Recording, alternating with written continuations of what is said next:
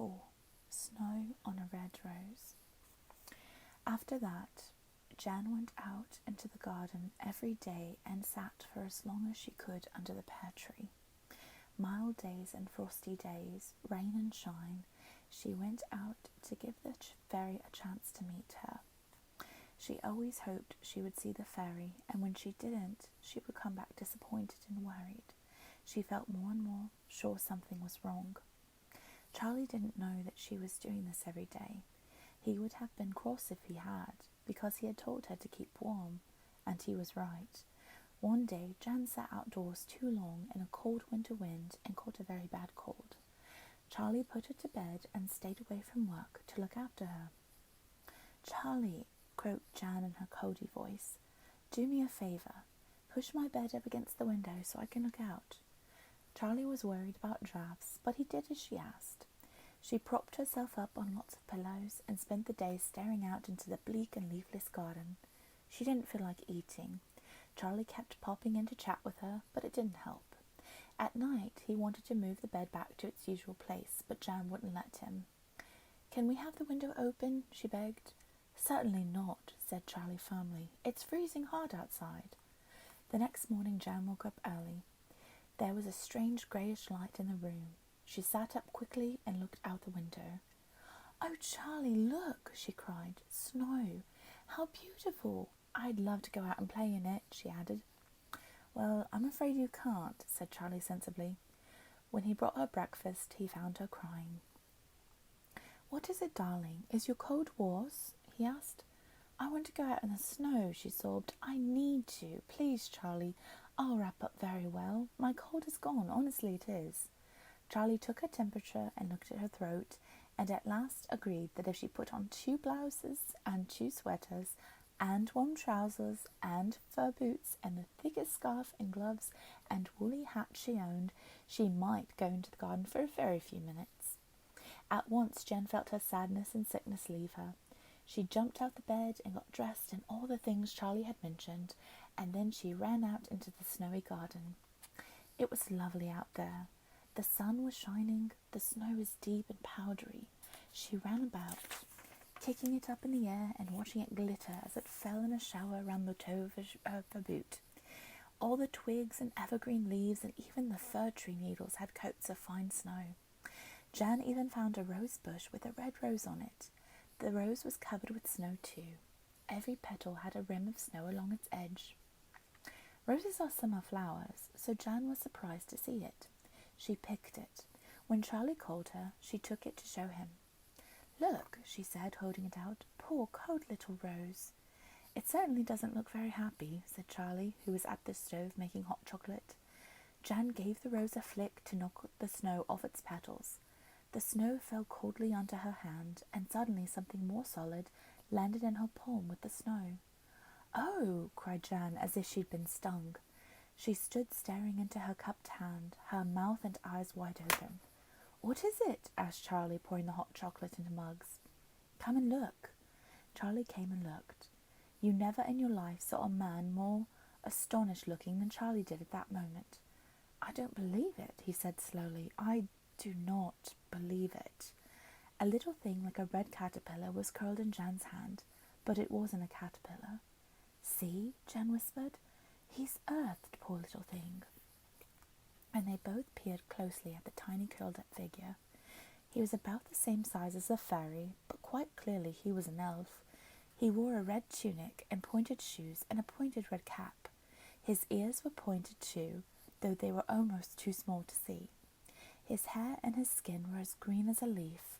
He seemed to be asleep.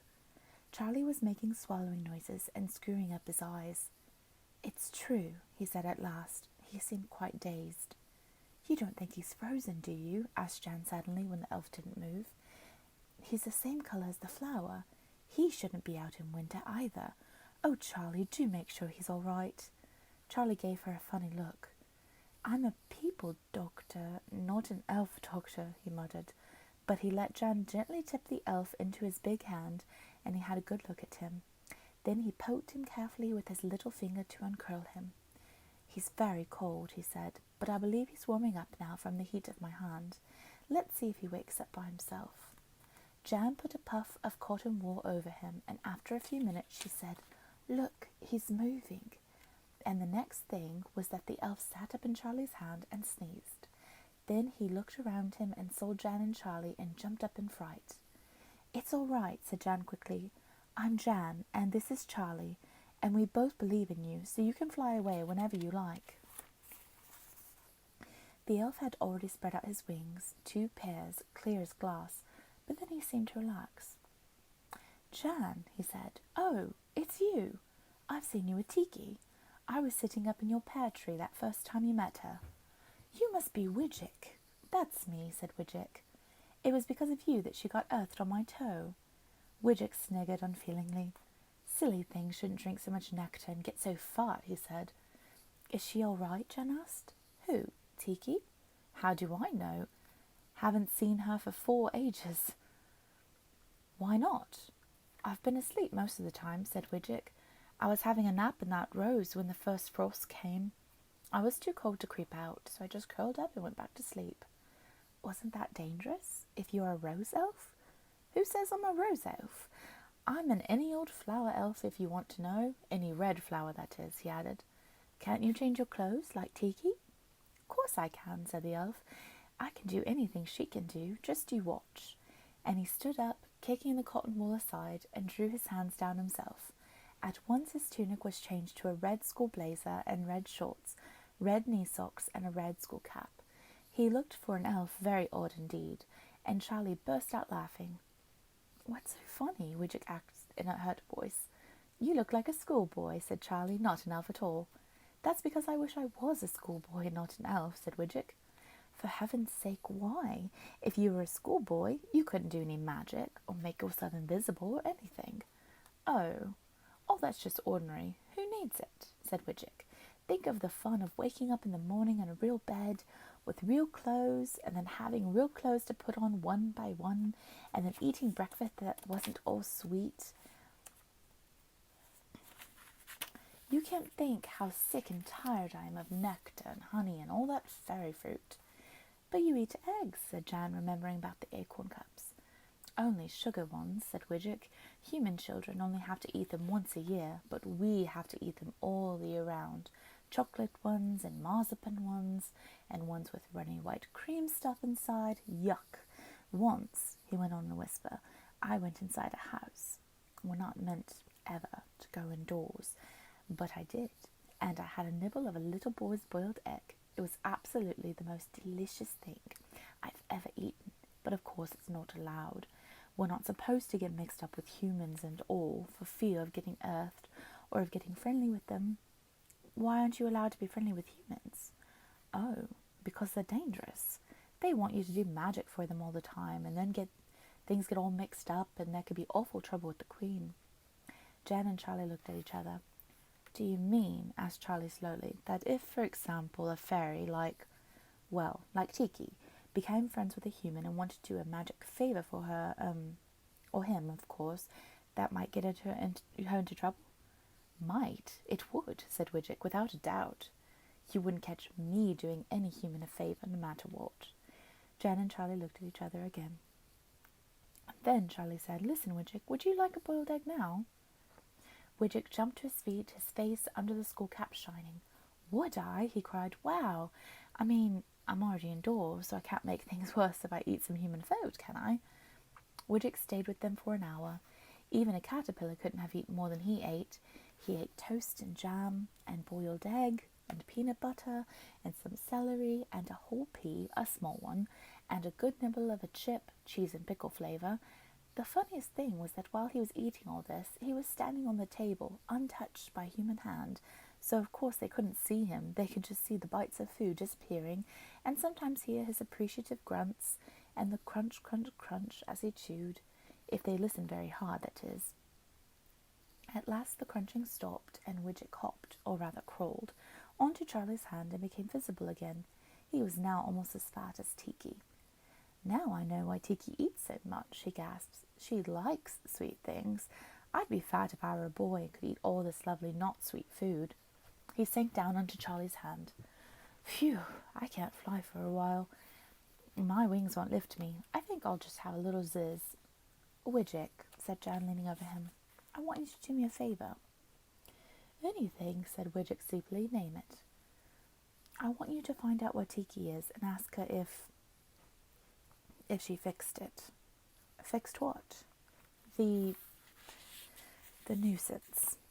Ask her if she fixed the nuisance, mumbled Widgick. Okay, no harm in that. Leave it to me. And he started to snore.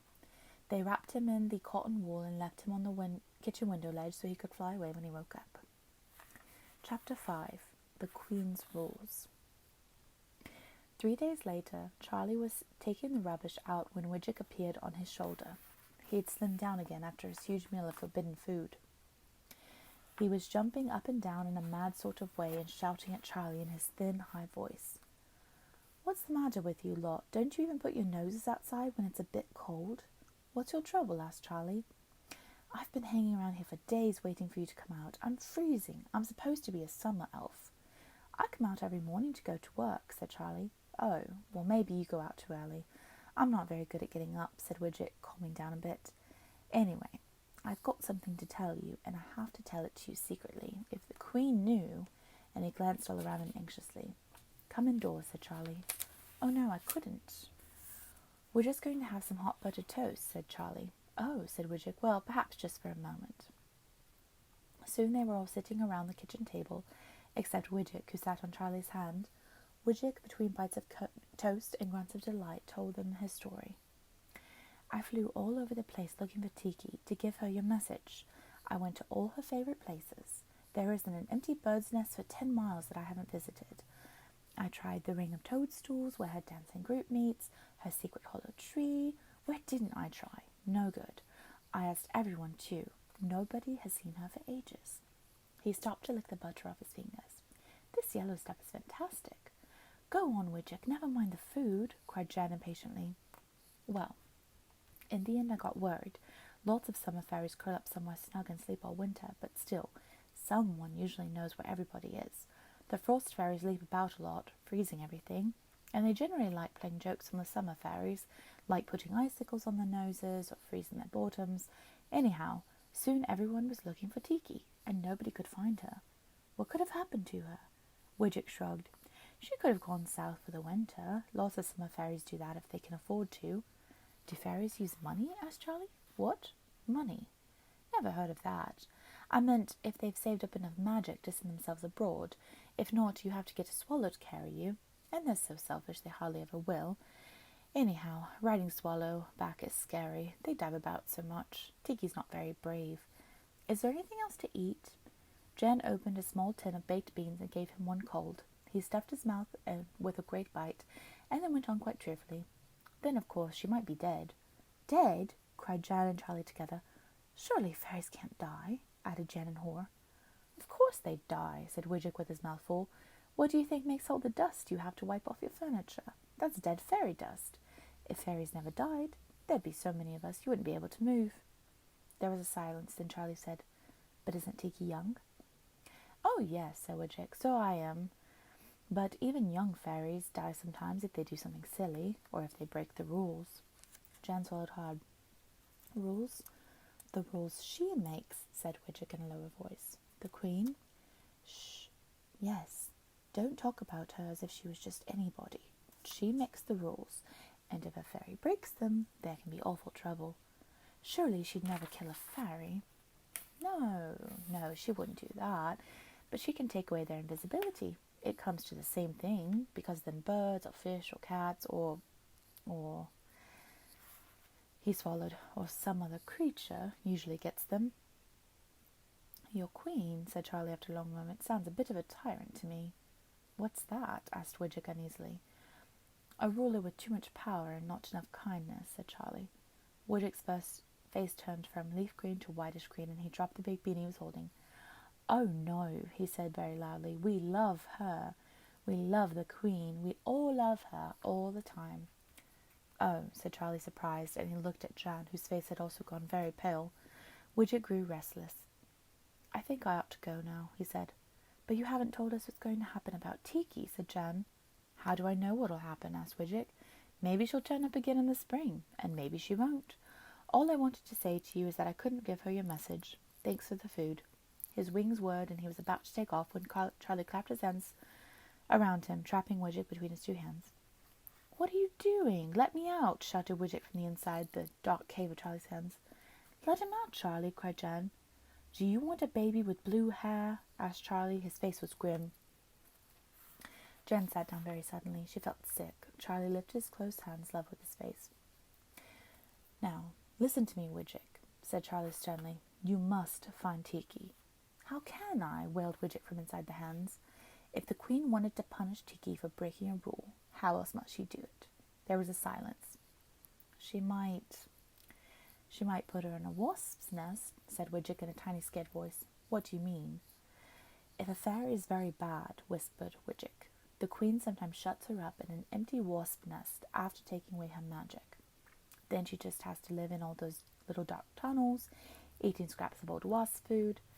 "Oh, Charlie," cried Jan, "not Tiki, not for helping us. It would be too awful. I couldn't bear it." "For how long?" "Well, that's the really bad part," said Widget, "because sometimes the Queen forgets all about it. And then when spring comes, the wasps can come back and open the nest and want to live in it again, and then—" Jan put her face onto her hands with a little cry. "Oh, no, it's too cruel." "Widget," said Charlie, more sternly than ever, "I want you to do us another favour." "I won't," said Widget. "I daren't." "It's more for Tiki. Aren't you her friend?" After a long time, Widget said, "Well, what is it?" "You must go looking for wasps' nests." "Look for them? Why should I look for them? I know where they are. I know every wasp nest for miles." "You do? Why?" "What a stupid question. If there were a lot of wild tigers living around London, wouldn't you go make sure you knew where they lived so as not to go near them?" Charlie lifted his upper hand a bit. Widget put his face out. "Are you scared of wasps, then?" "Scared of wasps? Scared of wasps? Of course I'm scared of wasps. Wasps have special eyes. They can see us. So can bees, but they're not so bad. They're clever. You can reason with a bee. You know, you can say, 'I'll drink from this flower. You take that one.' Because a bee knows if he stings you, he's done for two, so he's careful. Wasps are just crazy. They'll chase you and sting you for the fun of it. And one sting and you're dust." Charlie stood up, still holding Widget. "Widget, you're going to show us all the wasp nests you know, and we're going to find out if Tiki is in any one of them." "Oh, no, I'm not," said Widget, and before Charlie could bring his upper hand down, Widget had dived straight off into space and disappeared. Chapter 6. The Wasp's Nest. Neither Charlie nor Jan slept much that night. Charlie walked up and down the room while Jan lay in bed, worrying aloud. "Poor Tiki, poor little thing, shut up alone in the dark, waiting for the wasps. We don't know that. Maybe she's gone abroad for the winter. She could be lying in the sun on some lovely beach for all we know. She'd never have gone off and not told me if she fixed it about the baby. We can't count on a fairy to behave like a responsible grown-up human being. Maybe she just forgot about it, in which case it's not poor Tiki, it's poor us." He stamped up and down the room for a few times more, and then burst out, "A fairy child with funny-coloured hair. It would be better not to have a baby at all." "Oh, Charlie, but I never asked for one. It was her idea. I'm much more worried about her than us just now, after all," she said thoughtfully. "We could always dye the baby's hair some ordinary colour, even if it was blue or green."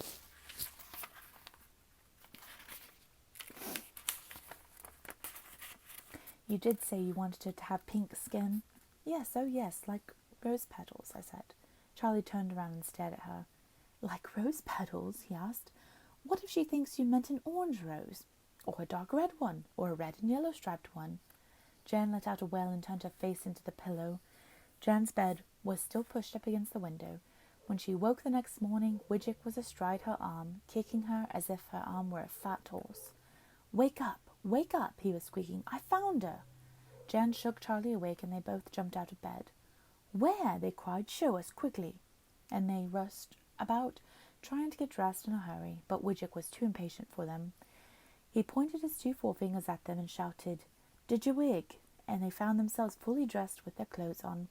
It was the first bit of actual magic they'd seen, and they both felt rather stunned, but Widget was appearing and disappearing as he danced up and down on Jan's shoulder, crying, "Come on, come on." So they hurried out of the house. It was still very early, and it was freezing cold, misty morning. No one was about. Widget grabbed Jan's scarf and flew ahead, pulling at her to follow. "Where are we going?" Charlie asked, panting after them. "Not far, up on the common." "Jan can't walk that far. Let's go by car," said Charlie. Widget stopped so suddenly that Jan bumped into him. "Oh, yes, much more fun than flying," he said. So they got the car out of the garage. Widget insisted on sitting on Charlie's hand as he steered and kept shouting, "Wee, this is great," every time they turned a corner. "Is she in a wasp nest?" asked Jan anxiously. "Yes." "How brave of you to find her." "Oh," said Widget, "I didn't find her. I asked a pal of mine, a gnome. Their skins are so thick they don't care about wasps. They don't care about anything much. I had to promise to do something for him. Well, never mind that. He got the other gnomes onto it, and at midnight they sent a runner to tell me they'd found her." They had reached the common by now. It all looked pale, frozen, and mysterious. The air was very cold, and the ground was icy. Charlie held Jan's arm carefully as Widget, holding Jan's scarf so as to stay visible, led them, with wings whirring, to a stunted oak tree in a snowy hollow. If the Fairy Queen had wanted to make sure Tiki would never be rescued, at least by a human being, she had chosen the right place. The oak tree stood in the middle of masses of blueberry bushes, their trailing briars, bristling with sharp thorns, spread in all directions. When Charlie and Jan came up to them, the highest briars reached their shoulders. "How are we going to get through this lot?" muttered Charlie. "We should have brought clippers," cried Jan in dismay. "Clippers or no clippers, you're not going in there," said Charlie. "Wait here. I'm going to try to push through." He tried. The briars seemed to have had a plan of their own. Their thorns clutched at his coat and scratched at his face. Jan, watching, saw them swaying, reaching at him like thin snakes. There was no wind, so it could only have been some awful magic. Widget was crouched on her shoulder. "Please, Widget, help him," Jan whispered. He shook his head. "You don't understand," he whispered. "If the Queen knew, it's bad enough that I brought you here." Charlie was pushing farther and farther in. Jan could hear him swearing at the briars and letting out little shouts every now and then as a thorn clawed at him or tore his trousers. It seemed to Jan that the opening he had forced through the bushes was closing up behind him. "He'll be trapped," she whispered. She felt very frightened suddenly. "Widget, oh please, just a little magic, nothing that would show, please. Don't you want us to rescue Tiki?" "Oh, all right," said Widget, not at all willingly. He shut his eyes and clenched his fists, and Jan could see his lips moving slightly. Suddenly, Charlie began to move faster. The rude words stopped, and in another few minutes he'd reached the oak tree. "I'm through," he called back. "Now where's the nest? Oh, I see it. It's right up at the top of the tree." Jan looked up, and now she could see it too, a thing like a grey football, stuck among the highest branches of the leafless oak. It had a lid of snow on it. Jan shivered when she thought how cold, as well as frightened, hungry, and lonely Tiki must be. Fairies can't be lonely, she reminded herself, but it didn't comfort her. Tiki didn't have her magic anymore, so perhaps she had some feelings fairies don't usually have. Meanwhile, Charlie was struggling to climb the tree. He seemed to be having trouble. The tree wasn't very tall, and the branches looked to Jan as if they would be easy to climb, but every time Charlie put his foot up on one of the lower branches, it slipped off again. "Everything's covered with ice," he shouted. "I can't get a grip." His hands kept slipping too. Jan looked down at Widget, who was now standing up on her shoulder, watching Charlie. "That's not ordinary, not ice," he muttered. Charlie had just managed to pull himself onto the lowest branch. He seemed to have a good grip. Then suddenly, for no reason, he fell off again. Luckily, he landed on his feet. "What's wrong with me today?" he said angrily. "Nothing's wrong with you, mate," muttered Widget. "You need a bit of help, that's all." And he pointed both forefingers across the brambles and said, "Bilwiki," in a high, ordering voice. There was a cracking noise, and suddenly all the ice and snow broke off the tree and came crashing and tinkling to the ground. A lot of it fell on Charlie's head. "Hey," he said, brushing a bit of ice like glass off his hat. He looked at Jan. "What's going on around here?" "Tell him to climb, quick," Widget whispered into Jan's ear. "Climb, Charlie, get the nest, hurry," called Jan. She still felt frightened. It was so cold, and still now that the noise of the falling ice had stopped, it was as if nothing were alive anywhere except them. Widget was hugging his own shoulders and jumping up and down. "I've done it now. She must have heard that," he cried. "Listen, I can't stop here. I must go. Wish I could ride back in the car, but I daren't wait. Goodbye." And he leapt into the air and was gone before Jan could say a word more to him. Charlie was near the top of the tree now. He leaned along one branch and stretched his right hand up for the nest. As he did it, Jan heard something. It was a very strange noise, a sort of whining hum. It was coming from behind her. She turned her head and saw something like a small dark cloud hanging over a clump of trees near the road. As she watched, the crowd grew quickly bigger and bigger, and the whining, humming noise grew louder. Suddenly, she knew what it was. It couldn't be, not in the middle of winter, but it was wasps, a huge, deadly swarm of them, sent by the fairy queen herself to attack them and stop them rescuing her prisoner. "Charlie!" screamed Jan. "Charlie, look out!" He turned to the tree and looked toward where she was pointing. A less brave man would have leapt straight out of the tree and started running, but Charlie didn't. He put his foot one branch higher, reached the nest with his hand, and tore it away from a clinging cluster of twigs. "Jan, catch!" He threw it as hard as he could. It flew through the air across the blackberry bushes. The snake-like briars swayed upward as if to trap it in its flight, but Charlie had thrown it too high for them to reach. As the shrill, furious buzzing of the wasp drew near, Jan made a little jump into the air. She couldn't jump high because of her lame leg, but it was high enough. She felt the cold, papery thing land safely in her hands. She saw Charlie jump down from the tree and start to push his way back through the clinging, clawing brambles, his arms in front of his face. Then the wasps were overhead and diving down at them. Jan didn't waste time trying to run. She tore open the nest, scattering bits of it on the frozen ground, calling all the time, "Tiki, Tiki, come out, it's me, Jan." As the first wasp landed on her head and hands and covered Charlie like a black and yellow cloth, Tiki suddenly appeared between the two huge wasps on Jan's fingers and screamed out, "Philomezy, Philomezy." Her little voice cut like a sharp silver needle through the heavy, angry buzzing of the wasps, and suddenly their noise changed. They didn't vanish or fly away. It was as if suddenly felt the icy cold for the first time. Their shrill whining turned dull and slow, like the buzzing of a fly after you've sprayed it with poison. The wasps on Jan's hands, which had been just about to sting her, started to blunder around in circles and then fall to the ground. Those still in the air began to fly in circles too, bumping into each other in a sleepy, drunken sort of way. Some of them dropped and lay on their backs, waving their legs among the frosty blades of grass. Jan looked fearfully for Charlie. He was standing on her side of the blackberry bushes, looking white and shaken.